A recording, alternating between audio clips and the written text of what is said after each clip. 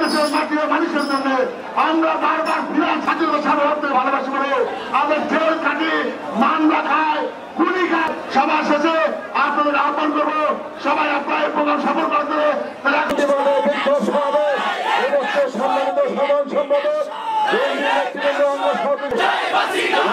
অন্ধকারে ছাত্রলীগের সন্ত্রাসীরা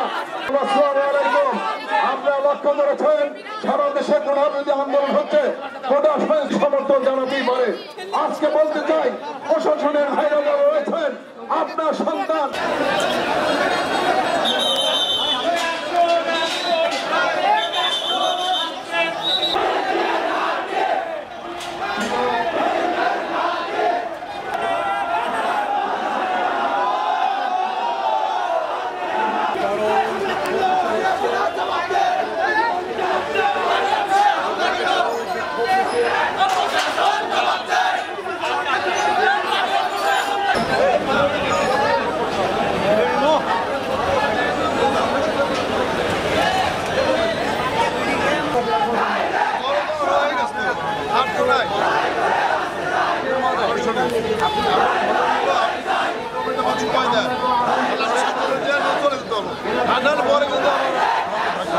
এখন আমি যখন চলে যাবো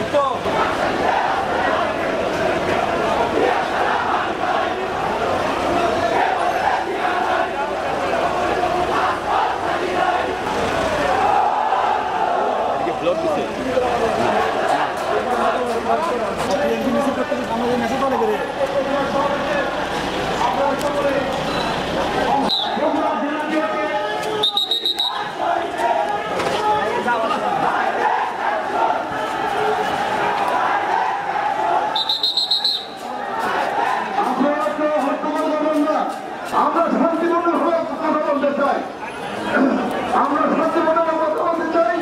এখন সংক্ষেপে এই সাধারণ মানুষ এই দিকে কখনো মেনে নেবে না।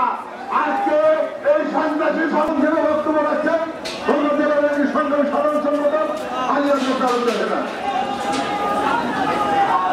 রাজনৈতিক সংঘাত সৃষ্টি করতে চাই। আমরা বিএনপি ব্যক্তিবৃন্দ রাজনীতি সংঘাত চাই।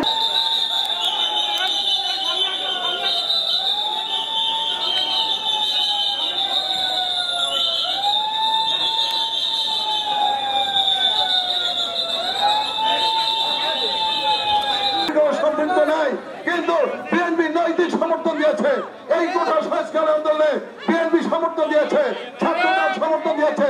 কিন্তু তার জন্য আজকে রাতের অন্ধকারে অতর্কিত বিএনপি অফিসে হামলা করে ভাঙচুর করে অগ্নিসংযোগ করেছে। আমরা প্রশাসনের কাছে জেলা প্রশাসন পুলিশ প্রশাসনকে বলতে চাই অবিলম্বে এই সব সন্ত্রাসীদের চিহ্নিত করে দৃষ্টান্তমূলক শাস্তি দাবি করা। বন্ধুরা আমার এই